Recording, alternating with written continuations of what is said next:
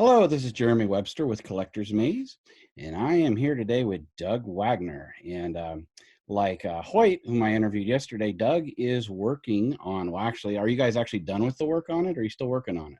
Well, I mean, when you're doing a Kickstarter, there's always more work, as we Yeah, found out. I hadn't thought about it like that. Yeah, Um, but if you're talking about like the graphic novel itself, like it's completely lettered and ready to go. So as far as the actual book itself, it's done. it's done. They have completed work on Yumi by Fatale, Baddie Royale, which can currently still be backed on Kickstarter. You got another 10 days to that? Yep, I think it's March 11th is the last day. What, 132 page graphic novel? 136, I think, is what they told me anyway. But yes, really Blame, close. blame my counting problems. And when I was talking to Hoyt yesterday, he was really excited about it as sort of a both a modern take and an homage to like the spy genre films that we grew up with. Turned a little bit on its head. She's hunting secret agents rather than the secret agents hunting them. So where did this come from? Basically, I mean, the basic idea came from Hoyt. So like we had met at a show and we were actually sitting next to each other, at a con. Uh-huh. And we just kind of immediately hit it off. And we both decided we wanted to work together in the future. And Hoyt was actually in the middle of reading some James Bond novels. And he talked to our editor, Lasako, and she kind of was like, well, when she was growing up, she didn't have any characters like James Bond that like a female could relate to, like males can with James Bond. That's a running thing with the spy genre type stuff anyway. If there is a female spy in it, and of course he and I had a lovely tangent where we were going off on the female names of the Bond films, Octopussy and all this Oh sort of yeah, thing. But they're always presented as a sort of vamp, femme fatale, and you got femme fatale in the title, but I imagine it's used a little differently. yes. They're always the bikini clad object, and it even continues up to the Kingsman.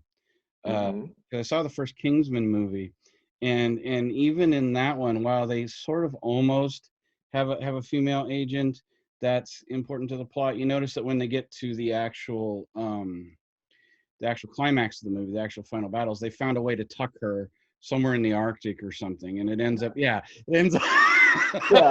They're like, oh well, we'll put her over here where she can't actually contribute. Yeah, Like they basically did, which actually surprised me because it seems like they were trying. The director of that film was the guy who did X-Men First Class, which hmm I have a real running anger to because there's actually a quality story there, but every single female in it is kind of a sexualized object, except Magneto's mother. The girl with the butterfly wings yeah. is working as a stripper. They got the genius FBI agent, but to get in the building, she has to strip to her underwear. The whole Mystique mess with Magneto. I mean, Oh, of course, yeah. every single female except Magneto's mom. That's an aside that I rant on every so often. Yeah. So pardon me, but yeah, tell us a little bit more about the inspiration behind this. Yeah, and we kind of wanted to flip all that, right? So like purposefully, we wanted to take, the Kingsman's a great example. We started working on it before the Kingsman came out, but like we kind of wanted to take the female style of character that's in the Kingsman and go, you know, let's take that, ramp it up a notch. And what if the best possible spy, and of course, Yumi's more of an anti spy, but like, what if the best spy is like a female that's 10 times better than, say, a James Bond could ever be? Right. And like ramped it up and not make her a sexual object. As a matter of fact, we made sure that we weren't going to, go crazy with like Hoyt and I right out of the gate. We're like, we're not going to like make her like super hot, over voluptuous, those kind of things. We're like, let's make her athletic, more like a UFC fighter. Let's go Yeah. down those paths than the other path. And let's let, she never really uses sex as as a weapon. Mhm. It's her intellect. And so that's the way we really wanted to take it. And yeah, and Hoyt was talking a lot about that, and we kind of had a thing where we were riffing on how spy movies are one of those things that haven't had to change a whole lot with the times. I mean, you got Daniel Craig and you've got all this.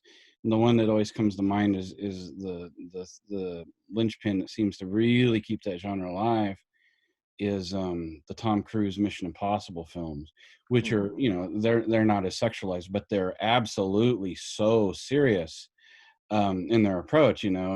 And yeah, there's thrills and stuff, but the comparison we were almost talking to is you get these really serious Daniel Craig Bond, and you got the Tom Cruise thing, but there's nothing out there that has the wink to an audience like Moonraker, you know. Right. Yes. I mean, so it sounds like it's actually a lot of fun. Oh Uh, yeah, we totally wanted to be like over the top action kind of. We wanted sassy and fun and something that Hoyt and I would like get up every day going, man, what can we pull off today that's fun for us, not just like what's serious, and it's more like in that vein of like I love Guardians of the Galaxy because of how they're serious. There's a serious story there, yeah, but they have so much fun telling it in the way they present it, and it's comedy, but it's also like a very serious drama at the same time. there is. There's an interesting investment that you make with those characters, and you don't even know you are, because they do have sort of they're either eccentric or they have a flippant side to them. You know, Drax has no concept of sarcasm or irony, but his weird little boyish earnestness in this big guy who pummels people is in its way, you know, endearing. Yep. Yeah, it's fantastic. How did you get into comic writing? For me,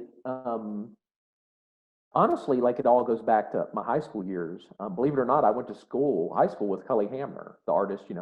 As everybody knows all of his work. Right. And uh, and we were in class, and he was drawing comics, and I said, "Hey, I'm into comics," and that's back when you didn't want to say that out too loud. And, Yeah. we kind of joined and became friends. And honestly, we just started kind of creating our own characters and having fun, writing little stories. And it took me a while because I'm a little slow, but like I went, hey, I kind of like writing comics. And honestly, like from that day forward, I was like, I want to be a comic book writer. And so it was like this long, like, okay, now that I want to be a writer, I've actually got to start studying.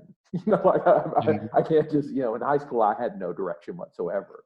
Uh-huh. So it's like, okay, now I've got to learn the craft. Now I've got to read comics a different way. I've got to kind of analyze them and figure out, what works and what doesn't work, at least for me. And and then it was just the path of pitching and pitching and pitching and getting rejected and trying to get good enough to where somebody would hire you to do something. Now that you say that, and this will probably age me a little bit to say this, but I remember for years, um, remember you couldn't order comics online. You got the little comic and or the little catalog, and it was always Hmm. like 4 stars, highly recommended, but you ordered it and you got something else instead because they were back ordered. I don't remember what that company was, but anyway, there was a book that always came around, and there were actually several of these books, and they were always how to do comics art, how to do comics art, how to draw comics the Marvel way, in this. But you never saw any for writers, No, just artists. yeah, the writers things a whole like they're still even to this day, like screenwriting, playwriting, TV scripts. They all have a format they follow. Hmm. Comics still doesn't even have a format for scripts that we have to follow. That's even generally recognized. And so, yeah, I mean the path down trying to figure out how to write comics. Honestly, I think of all the writing I've done, getting into comics is probably the toughest. I think people might not think that because I think they see funny books, right, from the stigma that the America's had it for years. Yeah, But then you got to remember, like, there's probably only 200 paying gigs in comics, and how many of those are being written by Justin Jordan and Scott Snyder? 4 or 5 a month.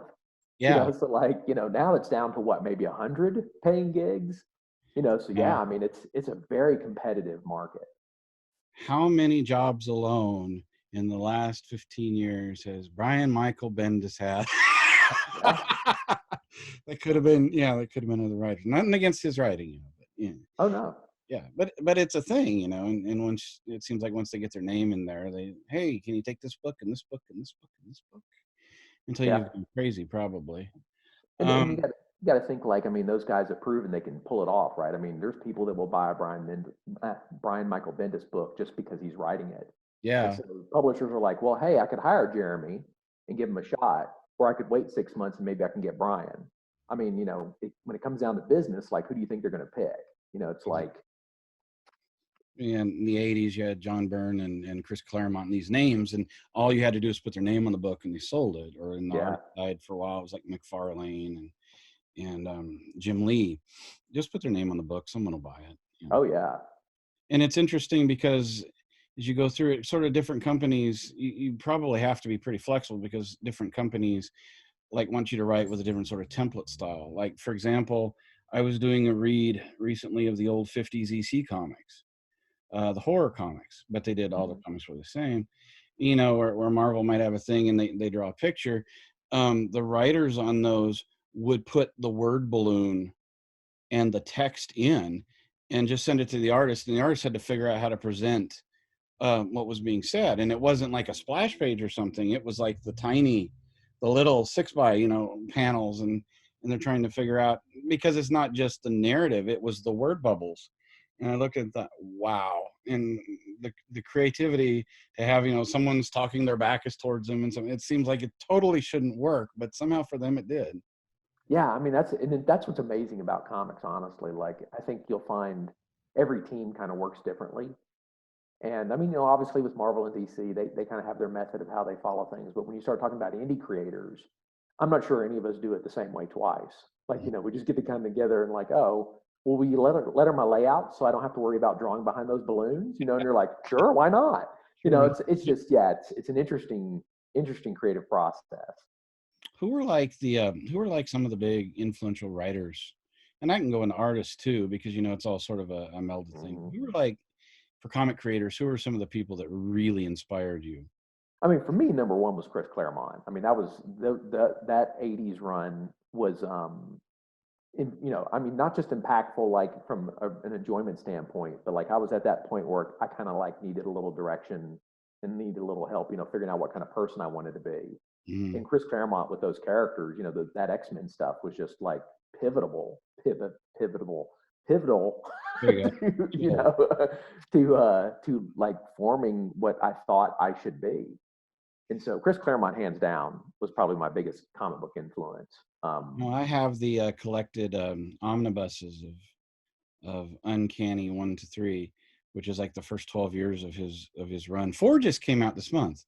They're pricey, but it's so amazing to read those in sequence and see him develop as a storyteller. Yeah, he was huge. Yeah. I mean, and, you obviously have to go with the big ones. I mean, obviously, Stan Lee, and a lot of the stuff he was doing. Denny O'Neil will always be one of my favorites. I can't write anything like Denny O'Neil. I feel like I could maybe get close to Chris, but Denny was a genius. He was. Yeah. He was amazing and so prolific. Yeah. Yeah. Just Frank Miller, that's back, towards when he started really hitting Daredevil, and then obviously the beginning of Sin City. Just incredible writing. That Daredevil run is so amazing. And it's funny because to this day, they keep, every time they bring Daredevil back in a movie or a TV show or something, they always have Elektra, and none of them have written Elektra. No. She's never the off-kilter psychotic that she is in the books. I suppose it wouldn't sell as a romantic thing for your movie lead, but Yeah, I mean, I could see where like the people making it wouldn't think that, but I think they're wrong because look how well Harley has been embraced. Yeah. In the movies. And so you can have a psychotic hero, and I think people would embrace Elektra being that way and understand the attraction from somebody like Matt Murdock because they're exact opposites. Right. Yeah. That was what was always really interesting about that run to me, is that he's determined to redeem her or get her to redeem herself. Everybody always made that out like the fate of Elektra was this climactic element in that storyline, but actually it happens in the middle. It's the aftermath that's actually really interesting in those books. Miller was really on his game in that book so much. And it's interesting to think. I think that, and you feel free to correct me if I'm wrong here, but isn't that the first time that like they had a romantic relationship between like a hero and a villain, and had it kind of like go to the point to where they became a couple. I mean, you know, obviously you have Batman, Catwoman in the past decade, But that's but in the past decade. That's not yeah, 1984. I think you're right on that, because I can't think of anything before that. I don't think Spider-Man and Black Cat. It'd be hard to say she was a villain ever, though. You know, right. she was always she was kind of a watered down Catwoman in a way. Oh yeah, for sure. With a Yeah. bustier suit, if I remember right, particularly in McFarlane's days. Yep. But Miller was always really good about giving characters that were never pure white and pure black. hmm He could do these middle line characters so very well. Yep. And I think that was the brilliance of what he was doing with Daredevil back in those days, is that Yeah. Daredevil wanted everything to be black and white. And then Yes. Frank Miller would just pepper him, you know, like all these characters that had nothing but gray. With these like characters like they might be redeemable. Who was it? The Gladiator was redeemed. Yeah. Yeah. I Elektra. mean, you had Elektra, you had Karen Page, you Yeah. had Typhoid Mary. You know, Typhoid Mary. Daredevil just kept running into these females, and he's like, I think I can bring you to the good side. Do something for them. Yeah, And I can redeem you. And it's like, yeah, it never worked out. it never worked out real well for old Matt. No. But that was just an amazing run. Yeah. Yeah. So, what are you looking forward to in the future? After Well, you, oh, go ahead. Sorry. I was just gonna say, after you get the graphic novel out and it hits the streets, and Well, I I noticed mean, you already made your Kickstarter goal. You're what, $2,000-3,000 past it. oh yeah, we got successfully funded. So I mean, that always takes a lot of stress off you. So I'm really excited about that. I mean, you know, that's you know, it's a huge win, you know, anytime. And this is my second Kickstarter, so the fact that I had two that worked is fantastic. So the first one we did was River with Thomas River. The first one was Thomas River with Brian Stelfreeze.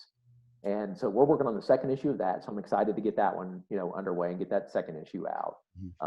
I've got kind of like a follow-up to Plastic coming out in June from Image. I'm not allowed to say too much about it, but it is Daniel Hilliard and I. And Really? it is the same universe as Plastic. So it's going to be very, you know, dark comedy, disturbing, fun.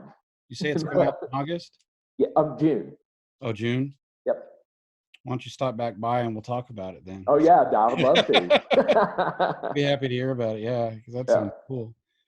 Anything else on the horizon? Yeah, I mean, I got a couple other books, but unfortunately, all of them are at different stages, you know, where I'm not allowed to talk too much about them. So I've got 3 other books. So one's going to be another graphic novel, more of it's kind of like a Viking monster, kind of like, you know, set in the Viking days of Vikings, and we explore all the different monsters that, you know, you've heard about in mythology and kind of do our own take on them. That's with Tim Odlin, an incredible artist. I'm also working on a kind of like another, you know, more like The Ride, like a noir action piece with Doug Dabbs. That's going to be a lot of fun. And then I just started one with Stefano Cartacelli, and we're going to do kind of like a cyberpunk, you know, dystopia kind of thing. Those So, are always fun. It's always interesting to see writers' interpretations of those sort of things. oh yeah, and I'm doing exactly what you would think. Like I'm taking what has already been planted ahead of me, and I'm going, okay, well, what's Doug's version? Like, what does Doug want to do in the cyberpunk universe? And I think that's a thing. There are people that say there are only so many stories or genres or whatever, but the art is always in how you portray the characters interacting with those worlds. Mm-hmm. It's like I have like I do some stuff like Dungeons and Dragons hobbies on the side, and I picked up this game called Shadowrun. Mm-hmm. And I considered playing it for a while, and the rule book was like 2, 3 or something. And then I started going through. It's like, wait, so not only is it cyberpunk, but it's also magic and sorcery, and it's also fantasy and stuff. And it was so overwhelming in scope. I went, you know, maybe the kids aren't ready for this. Yeah. I remember Shadowrun well, and I did the same thing you did. I read the first manual, and I was like, I don't know how you plan a game like this. There was so much. Yeah. It's like, okay, so Japan is ruled by a dragon in the Matrix future where we cast spells. Got it. Yeah. I mean, a fantastic concept. It was just so thick, you know, so dense as far as the material that you would have to try to figure out, like, even if you're a player, like, how do you figure out what kind of character you want to play? Right. Yeah. It was crazy. It's like there's so much. Mm-hmm. There's literally so much there. Have you worked with Hoyt on previous projects before? Nope, this is the first time Hoyt and I've worked on something together. Which, You guys seem to have really kicked it off. oh yeah, I mean, like I said, I mean, we figured out we were the same family back when we were sitting next to each other at that show. Because I mean, if when you're sitting on that side of the table, there's just time periods where neither one of you are talking to anybody. You're just sitting there waiting for the next fan to maybe show up and buy something. And so we're sitting there just going over what movies we liked and what artists we like and what comics we like, that kind of thing. Your typical introductory nerd stuff. Yeah. And we were like, and I was like, dude, I love your art. He's like, well, I love your writing. And then we were just like, let's work together. And honestly, it's been, Hoyt's a pleasure. Like he's full of ideas. He's a great collaborator. He never lets his ego, dictate anything. It's just about the book. Yeah. Those are the kind of people I love working with. He was so upbeat. Yeah. Yep. That's just infectious if you can get around someone who has that motivation ability to go. You might have a sucky day and they go, yeah, but isn't that exciting? Isn't this cool? Yeah, and that's him 100%. Like he's always a joy to talk to, and if I corner myself in a story, he'll sit down with me and help me figure it out. Yeah, like I said, it's just been an absolute joy working with him. Yeah, it is an interesting interplay because, and Hoyt said this the other day, is that comics have this interesting thing outside where a novel sort of inspires the reader to build the entire universe in their head. And a movie, the universe is laid out to you, and a comic book has to exist in this middle ground where how much of the written story combines with the visual element, and it does seem like that would be kind of a tricky place to find. Like you read the old Stan Lee comics, Stan Lee was genius, but man, he had diarrhea of the word processor. Oh yeah, for sure. But he was just starting that too. Oh yeah, obviously, he was kind of like setting the path for how comics would be from there on forward, because he was kind of he was inventing, a lot of how comics would tell a story. And but it's amazing, when you look back on that, because he was trying to figure out different ways of like, how much do you tell about Spider-Man and his powers? Do you need to know everything? Like where in the movie, sometimes they can get carried away. Like when Star Wars brought up midichlorians, I think everybody lost their minds. They're like, why would you ever explain the Force? Why would you ever explain this? Yeah, and so and if you were going to explain it, don't you have can't you have something better? Yeah. No, it's magic air parasites. Yeah. What do you do with that? Oh, Lucas. Yeah. How the mighty have somewhat fallen in their day. Yeah. Well, any other projects you want to let our watchers know about, look for right now? Now, like I said, the main one's going to be coming out in June from Image. And like I said, I can't really talk about it yet until they announce it. And then, of course, Brian Stelfreeze and I will be doing the next issue of River here in the next month or so. So keep your eyes open for that one. Those are the two main that I'm allowed to talk about at this point anyway. Cool. Well, you got anything more? Anything you want to tell everybody? Any words of wisdom? No, me with words of wisdom, I'm the worst person to take advice from. In these strange days of being locked up in your house. Oh, dude, I am. And that's one of the questions you hear a lot is, how has the pandemic affected you? And I think for me, and I take it pretty serious. So I don't leave the house except for maybe to go get groceries and that kind of thing. Yeah. What I found for me is I definitely need to get out. Like I'm used to traveling, 6 to 10 times a year to go to shows and stuff. And I desperately miss that. And I'm finding that I work every day, 7 days a week. Like it's just because I work from my home. I can't go anywhere. Yeah, I found myself falling into that cycle too, where the idea of on work, off work almost becomes a quasi thing. Mm-hmm. You always kind of, it's like you almost have to mentally prepare yourself for like, I'm taking vacation. Yeah. Because the world doesn't change the same way as it did before. Yeah. Well, even now, like you're talking, now I'll go fix myself lunch, right? And when I'm doing lunch, and I'm sure you're doing the same thing, I'm thinking about work. So I don't have that break of like going to a restaurant and sitting with a friend and have, like we're doing now, just sitting down and talking about comics or whatever. I don't get that break anymore. Yeah. And I think that particularly the convention cycle, because I have a lot of friends who do a lot of the conventions, and not only that, but that's where they see their friends. They may not have a lot of social gatherings in the year, and this has really hurt them. They're feeling the loneliness of it. So with any luck, we're getting nearer to the end of it.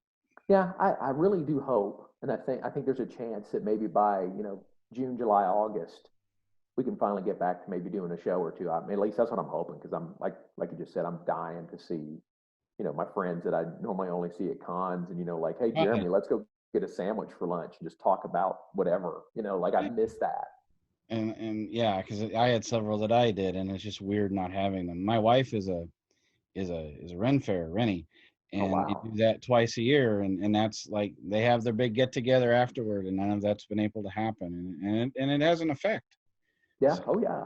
hopefully the world can return to somewhat of normalcy. June, July would sure be nice. Oh yeah. That's what I'm hoping anyway. So. Well, thank you for stopping by and talking, Oh, and Jeremy, thanks for taking the time to help me push the book today. sure thing, and thanks for being open to doing it so late. Uh, Not a problem.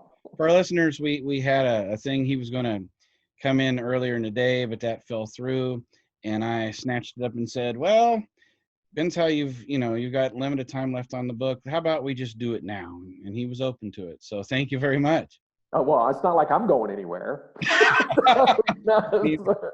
So sounds good. Well, Thanks, take care Jeremy.